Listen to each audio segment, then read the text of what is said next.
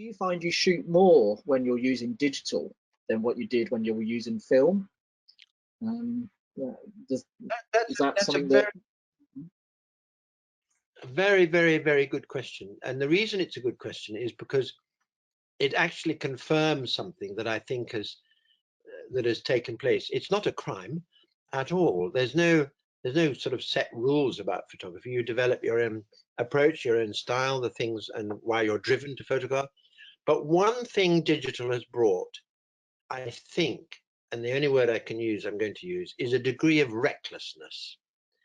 And one of the great joys, if we rewind the tape for Ansel and his contemporaries and Westerns, is that a 10.8 and a 5.4, I'm not saying it made you take your photograph more seriously just because of the economics, but I think you were aware of the photograph being, if you like, more sacred, more precious, more important. But you could say, no, Charlie, I'm not going with that. But recklessness doesn't bring necessarily a discipline, where you might ask yourself, well, why have I just done 15 of exactly the same thing? The light hasn't changed, the wind hasn't changed, the direction of the light hasn't changed. Absolutely everything is completely the same. The sky is absolutely motionless, and yet I'm doing another 10.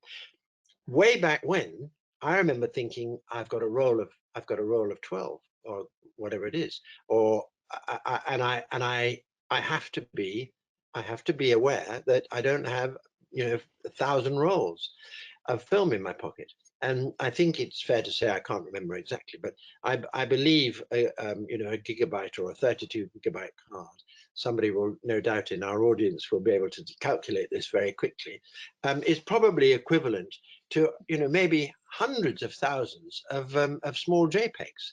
And so when we first started Light and Lamp, when digital came along, we said, right, you've got a 256 megabyte card, and on you go.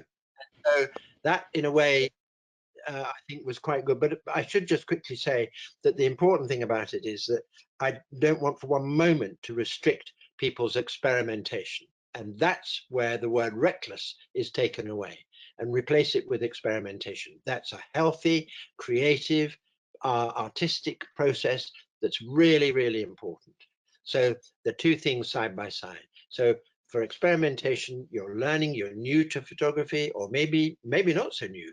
You want to be able to have the opportunity of being able to have lots of choice, and you don't want to say, oh, my card's run out. So really it depends on how you look at it. But I think there is something to be said for the discipline of those photographers in the previous years.